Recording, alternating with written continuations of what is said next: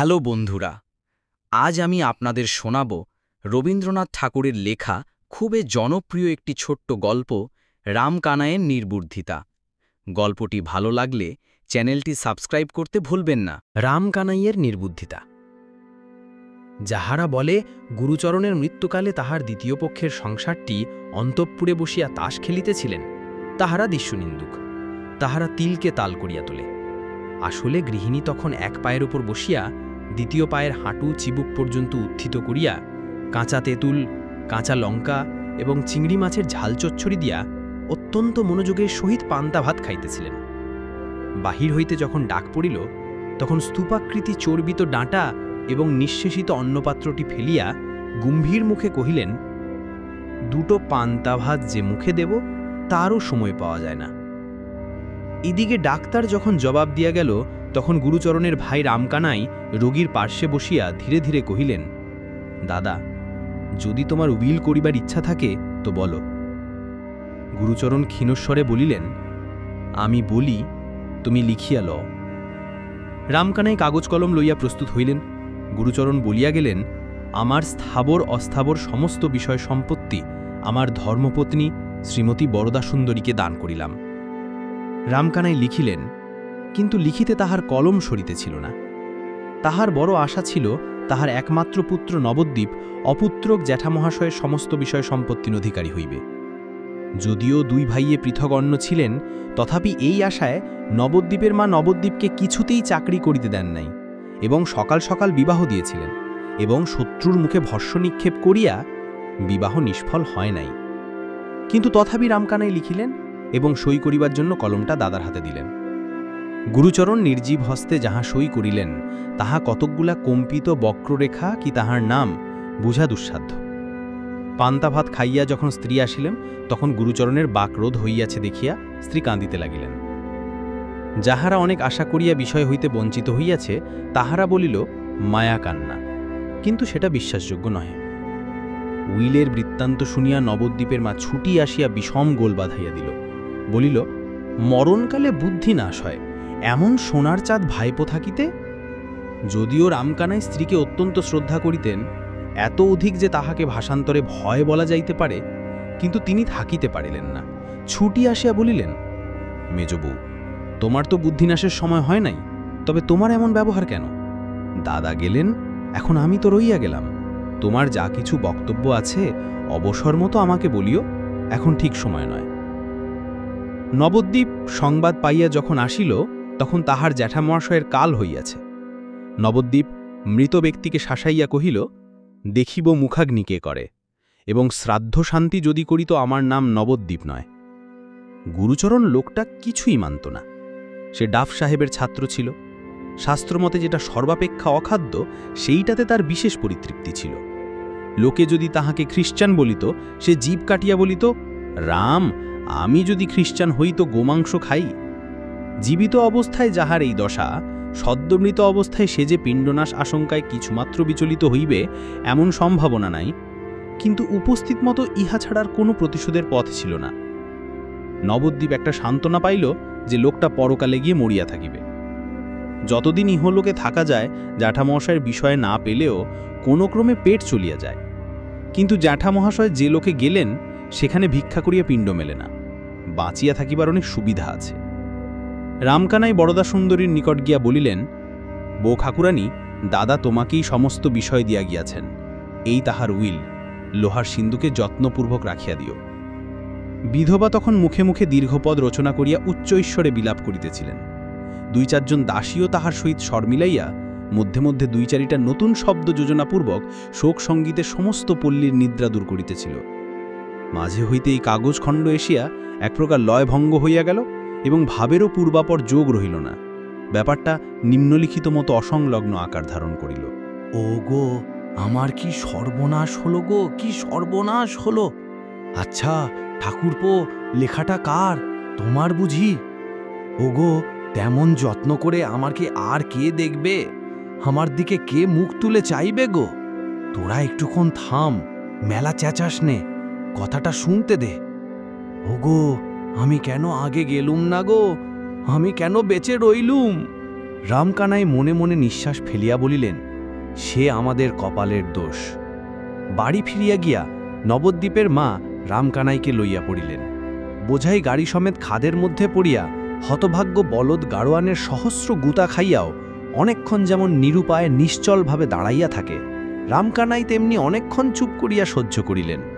অবশেষে কাতর স্বরে কহিলেন, আমার অপরাধ কি? আমি তো দাদা নই। নবদ্বীপের মা ফোঁস করিয়া উঠিয়া বলিলেন, না, তুমি বড় ভালো মানুষ, তুমি কিছু বোঝো না। দাদা বললেন লেখো, ভাই অমনি লিখে গেলেন। তোমরা সবাই সমান। তুমিও সময়কালে ওই কীর্তি করবে বলে বসে আছো। আমি মলেই কোন পোড়ামুখী ডাইনিকে ঘরে আনবে আর আমার সোনার চাঁদ নবদ্বীপকে পাতারে ভাসাবে। কিন্তু সেজন্যে ভেবো না আমি শিগগির মরছি নে। এই রূপে রামকানাইয়ের ভাবী অত্যাচার আলোচনা করিয়া গৃহিণী উত্তরোত্তর অধিকতর অসহিষ্ণু হইয়া উঠিতে লাগিলেন। রামকানাই নিশ্চয় জানিতেন, যদি এই সকল উৎকট কাল্পনিক আশঙ্কা নিবারণ উদ্দেশ্যে ইহারের তিলমাত্র প্রতিবাদ করেন, তবে হিতে বিপরীত হইবে। এই ভয়ে অপরাধীর মতো চুপ করিয়া রহিলেন, যেন কাজটা করিয়া ফেলিয়াছেন, যেন তিনি সোনার নবদ্বীপকে বিষয় হইতে বঞ্চিত করিয়া তিহারের ভাবী দ্বিতীয় পক্ষকে সমস্ত লিখিয়া দিয়া মরিয়া বসিয়া আছেন। এখন অপরাধ স্বীকার না করিয়া কোনো গতি নাই। ইতিমধ্যে নবদ্বীপ তাহার বুদ্ধিমান বন্ধুদের সহিত অনেক পরামর্শ করিয়া মাকে আসিয়া বলিল, কোনো ভাবনা নাই, এ বিষয়ে আমিই পাইব। কিছুদিনের মতো বাবাকে এখান হইতে স্থানান্তরিত করা চাই। তিনি থাকিলে সমস্ত ভণ্ডুল হইয়া যাইবে। নবদ্বীপের বাবার বুদ্ধিশুদ্ধির প্রতি নবদ্বীপের মার কিছুমাত্র শ্রদ্ধা ছিল না, সুতরাং কথাটাও তার যুক্তিযুক্ত মনে হইল। অবশেষে মায়ের তাড়নায় এই নিতান্ত অনাবশ্যক নির্বোধ কর্মনাশা বাবা একটি যেমন তেমন ছল করিয়া কিছুদিনের মতো কাশীতে গিয়ে আশ্রয় নিলেন। অল্পদিনের মধ্যেই বরদাসুন্দরী এবং নবদ্বীপচন্দ্র পরস্পরের নামে উইল জালের অভিযোগ করিয়া আদালতে গিয়ে উপস্থিত হইল। নবদ্বীপ তাহার নিজের নামে যে উইলখানি বাহির করিয়াছে, তাহার নাম সহি দেখিলে গুরুচরণের হস্তাক্ষর স্পষ্ট প্রমাণ হয়। উইলে দুই একজন নিঃস্বার্থ সাক্ষীও পাওয়া গিয়াছে। বরদাসুন্দরীর পক্ষে নবদ্বীপের বাপার একমাত্র সাক্ষী, এবং সহি কাহারও বুঝিবার সাধ্য নাই। তাহার গৃহপোষ্য একটি মামাতো ভাই ছিল। সে বলিল, দিদি, তোমার ভাবনা নাই, আমি সাক্ষ্য দিব এবং আরও সাক্ষ্য জুটাইব। ব্যাপারটা যখন সম্পূর্ণ পাকিয়া উঠিল, তখন নবদ্বীপের মা নবদ্বীপের বাবাকে কাশীতে হইতে ডাকিয়া পাঠাইলেন। অনুগত ভদ্রলোকটি ব্যাগ ও ছাতা হাতে যথাসময় উপস্থিত হইলেন, এমনকি কিঞ্চিত রসালাপ করিবারও চেষ্টা করিলেন। জোর হস্তে সহাস্যে বলিলেন, গোলাম হাজির, এখন মহারানীর কি অনুমতি হয়? গৃহিণী মাথা নাড়িয়া বলিলেন, নাও নাও, আর রঙ্গ করতে হবে না। এতদিন ছুতো করে কাশীতে কাটিয়ে এলেন, একদিনের তরে তো মনে পড়েনি, ইত্যাদি। এই রূপে উভয় পক্ষে অনেকক্ষণ ধরিয়া পরস্পরের নামে আদরের অভিযোগ আনিতে লাগিলেন। অবশেষে নালিশ ব্যক্তিকে ছাড়িয়া জাতিতে গিয়া পৌঁছিল। নবদ্বীপের মা পুরুষের ভালোবাসার সহিত মুসলমানের মুরগি বাৎসল্যের তুলনা করিলেন। নবদ্বীপের বাপ বলিলেন, রমণীর মুখে মধু, হৃদয়ে ক্ষুর। যদিও এই মৌখিক মধুরতার পরিচয় নবদ্বীপের বাপ কবে পাইলেন বলা শক্ত। ইতিমধ্যে রামকানাই সহসা আদালত হইতে এক সাক্ষীর সপিনা পাইলেন। অবাক হইয়া যখন তাহার মর্ম গ্রহণের চেষ্টা করিতেছেন, তখন নবদ্বীপের মা আসিয়া কাঁদিয়া ভাসাইয়া দিলেন। বলিলেন, হাড়জলানি ডাকিনী কেবল যে বাছা নবদ্বীপকে তাহার স্নেহশীল জ্যাঠার ন্যায্য উত্তরাধিকার হইতে বঞ্চিত করিতে চায়, তাহা নয়, আবার সোনার ছেলেকে জেলে পাঠাইবার আয়োজন করিতেছে। অবশেষে ক্রমে ক্রমে সমস্ত ব্যাপারটা অনুমান করিয়া লইয়া রামকানায় চক্ষু স্থির হইয়া গেল। উচ্চৈশ্বরে বলিয়া উঠিলেন, তোরাই কি সর্বনাশ করিয়াছিস? গৃহিণী ক্রমে নিজ মূর্তি ধারণ করিয়া বলিলেন, কেন, এতে নবদ্বীপের দোষ হয়েছে কি? সে তার জ্যাঠার বিষয় নেবে না, অমনি এক কথায় ছেড়ে দেবে? কোথা হইতে এক চক্ষু খাদিকা ভর্তার পরমায়ুহন্ত্রী অষ্টকুষ্ঠীর পুত্রী উড়িয়া আসিয়া জুড়িয়া বসিবে, ইহা কোন সৎকুল প্রদীপ কনকচন্দ্র সন্তান সহ্য করিতে পারে? যদিবা মরণকালে এবং ডাকিনীর মন্ত্রগুণে কোনো এক মূঢ়মাতি জ্যেষ্ঠতাতের বুদ্ধিভ্রম হইয়া থাকে, তবে সুবর্ণময় ভ্রাতুষ্পুত্র সে ভ্রূণ নিজ হস্তে সংশোধন করিয়া লইলে এমন কি অন্যায় কার্য হয়? হতবুদ্ধি রামকানাই যখন দেখিলেন তাহার স্ত্রী পুত্র উভয় মিলিয়া কখনো বা তর্জন গর্জন, কখনো বা অশ্রু বিসর্জন করিতে লাগিলেন, তখন ললাটে করাঘাত করিয়া চুপ করিয়া বসিয়া রহিলেন। আহার ত্যাগ করিলেন, জল পর্যন্ত স্পর্শ করিলেন না। এইরূপে 2 দিন নীরবে অনাহারে কাটিয়া গেল। মোকদ্দমার দিন উপস্থিত হইল। ইতিমধ্যে নবদ্বীপ বরদা সুন্দরীর মামাতো ভাইটিকে ভয়ে প্রলোভন দেখাইয়া এমনই বশ করিয়া লইয়াছে যে সে অনায়াসে নবদ্বীপের পক্ষে সাক্ষ্য দিল। জয়স্ত্রী যখন বরদা সুন্দরীকে ত্যাগ করিয়া অন্য পক্ষে যাইবার আয়োজন করিতেছে, তখন রামকানাই যে ডাক পড়িল। অনাহারে মৃতপ্রায় শুষ্ক ওষ্ঠ, শুষ্ক রসনা বৃদ্ধ কম্পিত শীর্ণ অঙ্গুলি দিয়া সাক্ষ্যমঞ্চের কাঠগড়া চাপিয়া ধরিলেন। চতুর ব্যারিস্টার অত্যন্ত কৌশলে কথা বাহির করিয়া লইবার জন্য জেরা করিতে আরম্ভ করিলেন। বহু দূর হইতে আরম্ভ করিয়া সাবধানে অতি ধীর বক্রগতিতে প্রসঙ্গের নিকটবর্তী হইবার উদ্যোগ করিতে লাগিলেন।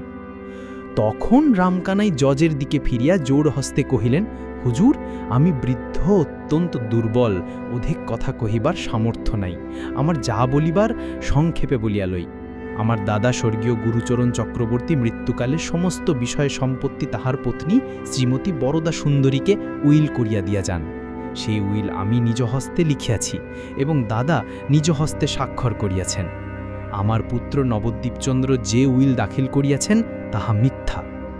এই বলিয়া রামকানাই কাঁপিতে কাঁপিতে মূর্ছিত হইয়া পড়িলেন। চটুর ব্যারিস্টার সকৌতুকে পার্শ্ববর্তী অ্যাটর্নিকে বলিলেন, ভাই জোভ, লোকটাকে কেমন ঠেসে ধরেছিলুম। মামাতো ভাই ছুটিয়া গিয়া দিদিকে বলিল, বুড়ো সমস্ত মাটি করিয়াছিল, আমার সাক্ষ্যে মোকদ্দমা রক্ষা পায়। দিদি বলিলেন, বটে, লোককে চিনতে পারে, আমি বুড়োকে ভালো বলে জানতুম। কারারুদ্ধ নবদ্বীপের বুদ্ধিমান বন্ধুরা অনেক ভাবিয়া স্থির করিল, নিশ্চয়ই বৃদ্ধ ভয়ে এই কাজ করিয়া ফেলিয়াছে। সাক্ষীর বাক্সের মধ্যে উঠিয়া বুড়া বুদ্ধি ঠিক রাখিতে পারে নাই, এমনতর আস্ত নির্বোধ সমস্ত শহর খুঁজিলে মিলে না। গৃহে ফিরিয়া আসিয়া রামকানাইয়ার কঠিন বিকার জ্বর উপস্থিত হইল। প্রলাপে পুত্রের নাম উচ্চারণ করিতে করিতে এই নির্বোধ সর্বকর্ম পণ্ডকারী নবদ্বীপের অনাবশ্যক বাপ পৃথিবী হইতে অপসৃত হইয়া গেল। আত্মীয়দের মধ্যে কেহ কেহ কহিল, আর কিছুদিন পূর্বে গেলেই ভালো হইত, কিন্তু তাহাদের নাম করিতে চাহি না।